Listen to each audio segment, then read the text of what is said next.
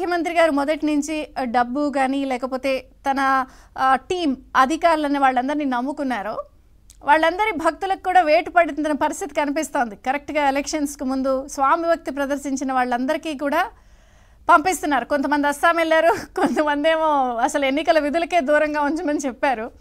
దీన్ని ఎలా చూస్తారు? ఇది కూడా ఇంకొక దెబ్బ కదా.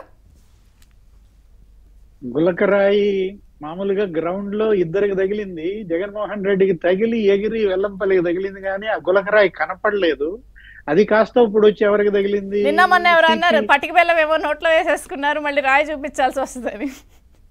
ఆ రాయి ఇంకా గిర్రం తిరుగుతానే ఉంది. వచ్చి ఇవాళ సిపి కాంతి రాణాకు తగిలి ఎగిరొచ్చి మళ్ళీ పిఎస్ఆర్ ఆంజనేయులు కన్ను బాగొట్టిందా? అంటే ఇప్పుడు ఇవాళ ఎంతమంది బలవుతున్నారు, ఎంతమంది ఉన్నతాధికారుల్ని బలి తీసుకుంటున్నారు. ఇది కాదు కదా. ఇప్పుడు 6 ఐపీఎస్ఎల్ని మొన్న తప్పించారు, ఇప్పుడు నిన్న ఒక 2 ఐపీఎస్ఎల్ని తప్పించారు. అసలు ఇలా ఎంతమంది ఐపీఎస్ఎల్ని తప్పించుకుంటూ పోతారు? ఇది కాదు కదా. కేంద్ర ఎన్నికల సంఘం అయినా కూడా చేయాల్సిందేంటి? డీజీపీని మార్చాలి. ఏది డీజీపీని మార్చకుండా ఈ బోగీలు ఎంత సరి చేసినా వర్కౌట్ కాదు. ఇంజన్ కదా ఇక్కడ తప్పు చేస్తోంది. ఇంజన్ ని మార్చకుండా మీరు బోగీలను మారుస్తున్నామంటే ఆ రైలు ఎప్పుడు పోతుంది సరిగ్గా ట్రాక్ మీద? మనం చూసాం రాజశేఖర రెడ్డి హయాంలో కేవలం అప్పట్లో ఎస్ఎస్ యాదవ్ డీజీపీ రాజశేఖర రెడ్డిని పోలీస్ అసోసియేషన్ మీటింగ్ లో పోలీసులకు సీఎం బాగా చేశాడని పొగిడాడు. పొగిడినందుకే అప్పుడు ఆ కేంద్ర ఎన్నికల సంఘం ఏం చేసింది? ఎస్ఎస్ యాదవ్ని తీసేసి మహంతిని పెట్టి ఎలక్షన్ చేసింది. ఇప్పుడు ఎందుకని డీజీపీ కసిరెడ్డి రాజేంద్రనాథ్ రెడ్డిని తీయడానికి కేంద్ర ఎన్నికల సంఘం వెనుకడుగు వేస్తోంది? మొన్న ఇచ్చిన ఆదేశాలు చాలవా తీసేయడానికి? ఏమైనా ఆదేశాలు ఇచ్చారు? శాంతి భద్రతలు జిల్లా అన్ని గాలికి వదిలేసి, ఎస్పీలు రేంజ్ వదిలేసి, ఐజీలు ఎక్కడుండాలా? సీఎం బస్సు డోర్ దగ్గర నిలబడాలా? సీఎం బస్సు డోర్ తీయగానే సీఎం బస్సు డోర్ దగ్గర వీళ్ళిద్దరిని నిలబడమని ఆదేశాలు ఇచ్చినారు అని చూడగానే అప్పుడే డీజీపీని తీసేయచ్చు ఆ ఒక్క సర్క్యులర్ తో. నిన్న ఇచ్చినటువంటి ఆదేశాలు ఎలా ఉన్నాయి? నిన్న సీఎం బస్సు యాత్ర ఎక్కడ తిరిగినా గానీ వంటింట్లో కత్తిపేటలో కూడా ఎత్తుకుపోతారంట.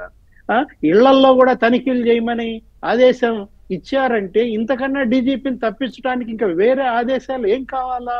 ఎందుకు కేంద్ర ఎన్నికల సంఘం ఉపేక్షిస్తోంది? రేపొద్దున మళ్ళా పింఛన్లు వస్తున్నాయి మరో వారం రోజుల్లో. ఈ పింఛన్ల పంపిణీ రేపొద్దున 1వ తారీఖు కూడా మరో 400 మందిని వృద్ధుల్ని ప్రాణాలు తీస్తారా? మొన్న పింఛన్ల పంపిణీయే 40 మంది ప్రాణాలు తీశారు. రేపటి పింఛన్ల పంపిణీ 400 మంది ప్రాణాలు తీస్తారా అని జనసేనాని పవన్ కళ్యాణ్ కూడా ఆందోళన ప్రకటించాడు నిన్న. ఇప్పటికి కూడా మీరు సిఎస్ జవహర్ రెడ్డిని మార్చకుండా రేపొద్దున కూడా అదే ధనంజయ రెడ్డి, అదే మురళీధర్ రెడ్డి, అదే జవహర్ రెడ్డితో నులక మంచాలు మళ్ళా వస్తాయా? మంచాల మీద పండబెట్టి ఈ ఎండల్లో వాళ్ళని మోసుకుపోయి మళ్ళా ప్రాణాలు తీసి వైసీపీకి మేలు చేయాలని చూస్తున్న ప్రభుత్వ యంత్రాంగం, కేంద్ర ఎన్నికల సంఘం ఎందుకింత నిష్క్రియాపరత్వంతో వ్యవహరిస్తుందో మనకు అర్థం కాదు. కేవలం మొక్కుబడి చర్యలు, అరకొర నిర్ణయాలతో ఆంధ్రప్రదేశ్ ఎన్నికల సజావుగా సాగవమ్మ. ఇక్కడ పూర్తిగా ఆపరేషన్ జరగాలి. ఇక్కడ గుడుసుతో పొడిస్తే దారిలోకి వచ్చే ఏనుగు కాదు అది, అంకుశంతో పొడిస్తే తప్ప ఈ ఏనుగు మళ్ళా సరిగ్గా నడవదన్నమాట. ఇలా అంకుశ పాత్ర తీసుకుని మావటి వాడిగా మనకి ఎన్నికల సంఘం వ్యవహరిస్తుందో లేదో ఈ 10 రోజుల్లోనే మనకు తేలిపోతుంది అనమాట. ఇందాక మన రజనీ అమ్మ ఏమని చెప్తోంది? ఏదో సినిమా చూపిస్తా మావా అంటారు. ఆ సినిమా కాదు కానీ మీరు ఆ ఎపిసోడ్ ఇందాక సోషల్ మీడియాలో జగన్మోహన్ రెడ్డి ఆ పిల్ల ఎవరో మాట్లాడింది, అది చూడగానే నాకేం కనపడిందంటే ప్రతిఘటన సినిమాలో కోటా శ్రీనివాసరావు, విజయశాంతి గుర్తొచ్చారు. ఏది విజయశాంతిని చూసి కోటా శ్రీనివాసరావు ఏమంటాడు? ఇది నన్ను పొగుడుతుందా తెగుడుతుందా అంటాడు. అట్లాగే ఆ ఎంటర్ప్రెన్యూర్ కూడా జగన్మోహన్ రెడ్డి దిక్కులు చూసింది ఎందుకు? అటు ఇటు కళ్ళు తిప్పింది. నేను ఎంటర్ప్రెన్యూర్ అవ్వాలనుకుంటున్నాను మీలాగా ఎంటర్ప్రెన్యూర్, నాకు ఏమైనా సలహా ఇస్తారా? మీరు 2 రంగాల్లో ఎలా అన్నారు?